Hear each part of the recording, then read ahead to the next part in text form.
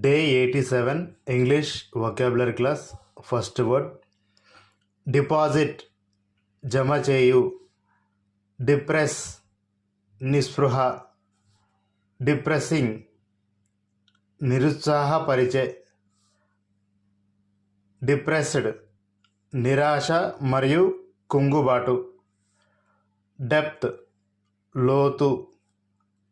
Derive, ఉత్పన్నం.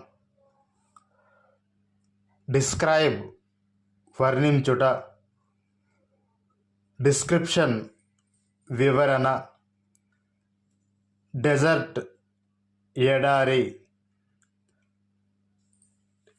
Deserve, అర్హత కలిగి ఉండుట.